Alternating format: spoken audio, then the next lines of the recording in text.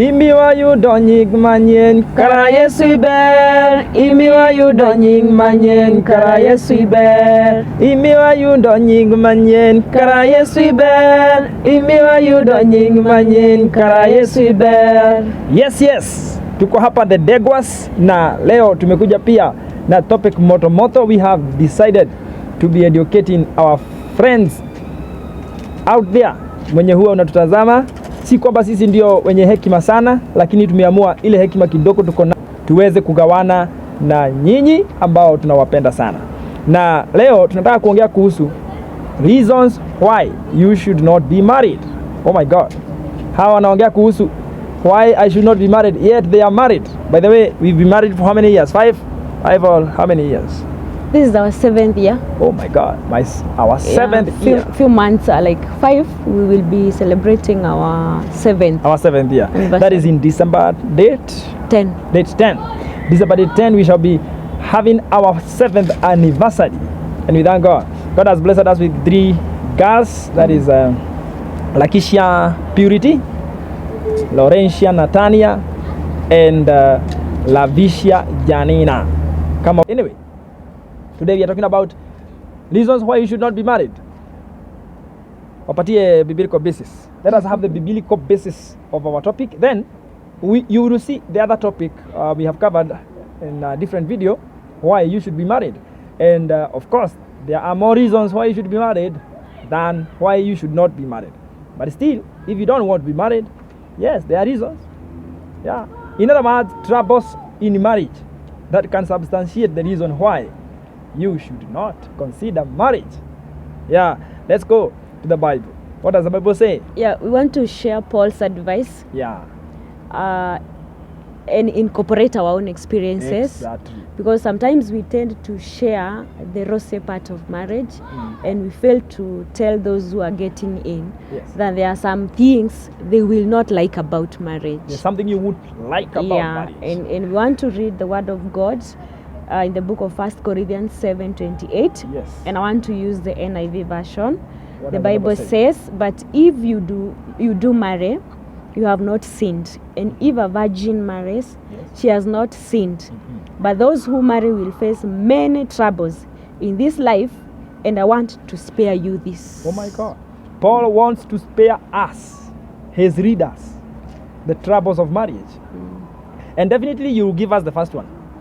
And then we shall give our experience and see, is it really true? We are going to give you the authentic examples of our lives where we can tell you, yeah, this is the reason why we are saying it is a good reason why not to be married or to marry. Which is the first one? I feel that the first thing I lost when I got married is my independence. You lost your independence. Yes, I lost my independence as an individual. That does not mean that I lost my identity. No, I still pursue my life, my career, and other aspects of my life. But sometimes I feel the independence I enjoyed as a young girl, I don't. I cannot wake up one day and decide I want to buy land in Kajiado. I want to wake up one day and say I want to go for a vacation in Dubai. I cannot wake up one day. Dubai? No, of course I done few things here and there. But what I mean is that you cannot make major decisions alone. Otherwise, that is not marriage. Yeah. I lost independence in using my money. My money, I lost. We have to sit down and decide on what we are going to do with our money. Because in a marriage, let me use that example of money. It's God providing for us and choosing the channel that the money is going to reach the family. Wow. So you cannot say that I am earning more than my wife, I'm earning more than my husband, this is my money, I want to decide. No, you lose that independence completely if you want to have a fulfilling marriage. Even if you are the one earning the money. Yeah. If you are earning 80,000 or let's say 100,000 and you are the wife, your husband is earning 70,000, then you are earning 170,000. Each one of you is earning 170,000. But unfortunately, you don't have 340. You have 170. That's the magic. So, in other words, we are saying, your opinions, everything they have to marry. Your money marries.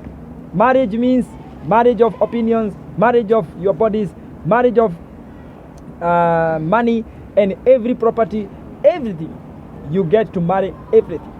That's a great challenge because everybody wants autonomy, wants independence, wants freedom. But when you get into marriage, that freedom inapimwa. You can no longer have that freedom the way you want it. But you can create your own autonomy as a couple. You can create your own freedom and independence as a couple. That's why the Bible says you become one. I think we can go to the second one. Yeah. The second one is that when you get married, you marry each other's challenges and baggages. Sure. Your baggages and your challenges also marry. That means mashida za kwetu, zile tunaitaka mashida za kinyumbani, zote zinakuja kwake. Mashida za kwao zinakuwa zangu. If there are weaknesses she had or challenges she had in life, they have to become my challenges. If there are things I have not settled my parents, she has to become part of the problems we have in our family. Yeah. If there are so many challenges, we have even spiritual issues that are in our family. They are going to become your issues. For example, I don't know how this one comes out. Kwetu kwenye mimi nimetoka. Kwa maana mkiniangalia mtaona, okay, let me not give that example, but I want to say, if there are challenges in your family, in your life, baggages, even your past, maybe you have not overcome some past issues that you went through, then when you marry, hizo challenges zote mutaweza kuwa munazibeba zote pamoja, mkiwa kama mtu mmoja. Kwa hivyo wewe kama ulikuwa unafikiria wewe pako perfect, wewe ulikuwa unaona mimi sina mashida, mimi niko sawa, kwetu tumetoka familia nzuri, sasa mimi Mungu amenisaidia, sasa nimeingia katika ndoa. Usisahau yule ambaye unaoa ama yule ambaye anakuoa, anaweza kuwa zile mashida unafurahia hauna, yeye sasa kwao ndizo zimekita mizizi, so zitakuwa zako. So tusiseme tu ati watu wenu watakuwa watu wetu, na kule utaenda ndiko nitaenda. Kama watu wao watakuwa watu wenu, watakuja na mashida zao. Yule tunasema ama vile mwimbaji alisema, ido ciothe ciakwa nĩ ciaku, andũ aitũ othe matuĩke andũ anyu, tũtũũre hamwe ndĩ ciothe, tugatigithanio nĩ gĩkuũ. Hiyo inasema ati vitu vyenu vyote vitakuwa vitu vyetu, watu wenu wote watakuwa watu wetu. Lakini tunasahau kusema mashida zako zote zitakuwa mashida zangu, machallenges zako zote zitakuwa machallenges zangu, mabageji zako zote zitakuwa mabageji zangu. Ukiingia katika ndoa, lazima ukuwe tayari kubeba mizigo ya mtu wako, ni mizigo yako. I think that the other dimension of that point is even in the current challenges. Yes. Like for example, when my husband is facing a challenge, it will also affect me. Yes. It is not like, let me give an example, the way we have been seeing people get bullied online. Yeah. When your spouse gets bullied online and you're online, you will also feel that pain. When your spouse is sick and admitted in the hospital, it is not like the way you can sympathize with another person you just friends or you don't know. You will feel it directly. Exactly. If your spouse gets involved in debts, you will also experience that. Any other challenge that your spouse experience, you become part of that challenge. Exactly. Na wanaume hapa niwaambie kitu moja. Ukioa, ukujue kwamba hata wewe utakuwa unazaa. Utakuwa unabeba mimba na unazaa. Sure. Na ukijaribu kupotelea hiyo, utajipata katika shida. Unajua ni kwa nini? Mke wako akipata mimba, sasa ujue shida zote ambazo anazapatana nazo katika hiyo mimba yake, wewe ndio utabeba ile mzigo kubwa. Na ukijaribu kupotelea hiyo mzigo, itahatarisha ndoa yako sana. Na hata waisahau, atakuwa nakumbuka akiwa na mimba ulimwacha. Na hiyo si uchungu anaweza toa kwa moyo, ni Mungu tu amsaidie.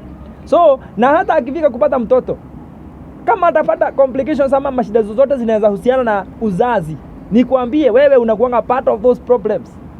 When my wife is expectant, I normally feel expectant actually, because siwezi muangalia kama kuna shida nazo, mimi tunatembea pamoja na yeye. Hata katika kuzaa, kupata mtoto, Mungu amembariki, mtoto amekuja, hizo challenges. I remember huyu mtoto wa mwisho, I think it was one of the most stressful time ya kupata mtoto, because nakumbuka kakiwa 2 weeks, I don't know whether it was 2 weeks or 3 weeks.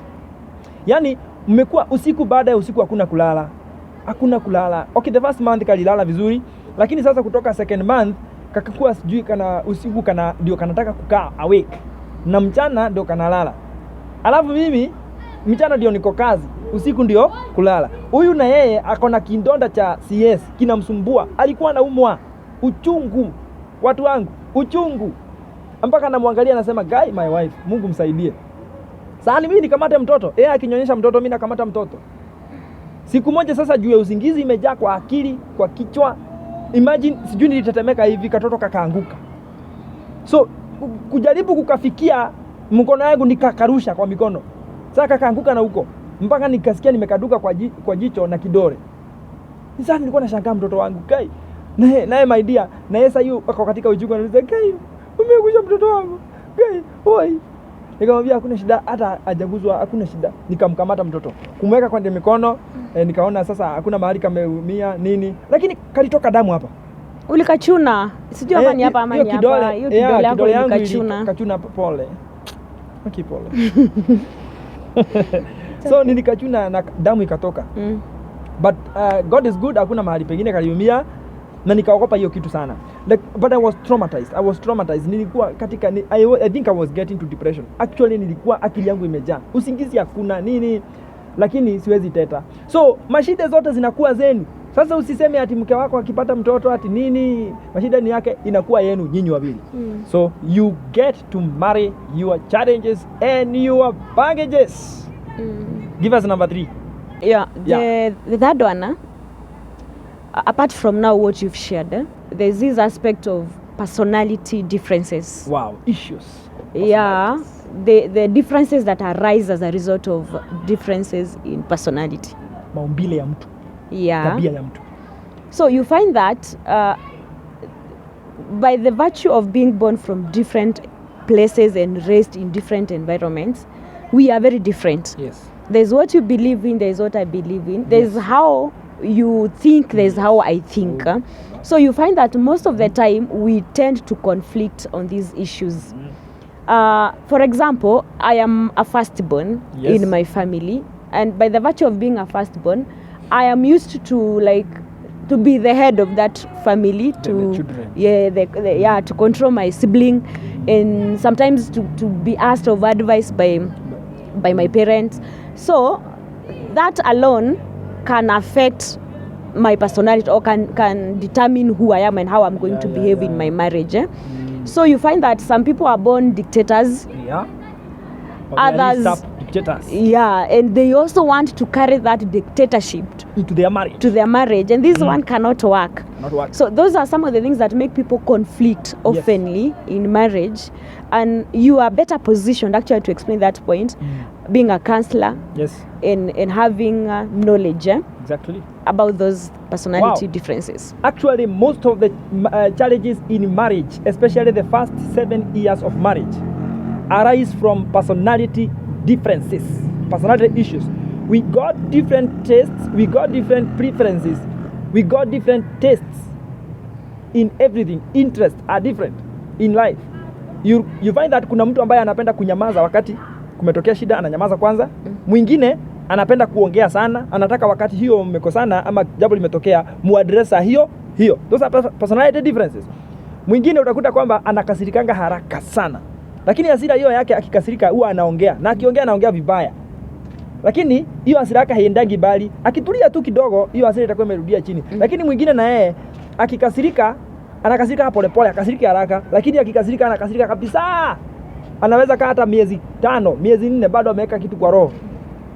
Mwingine hapendi deadlines, anawakingi, hapendi kuwekewa deadlines, anataka ambiwe you have forever to complete this task. Lakini mwingine naye utakuta anataka leo jioni ndio nataka tukue tumemaliza hii.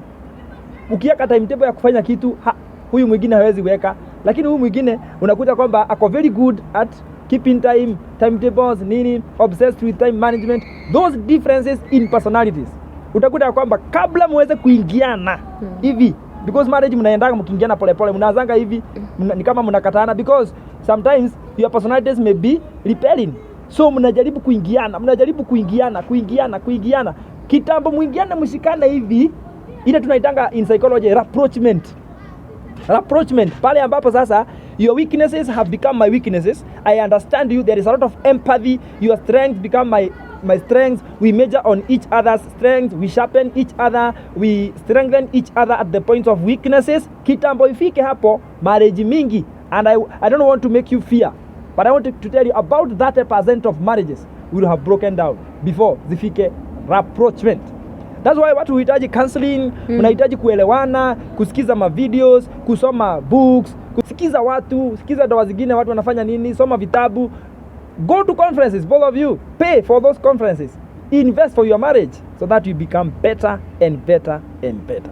Yeah, because those differences manifest in the way we do different things in marriages. Exactly. How we handle our finances. Yes.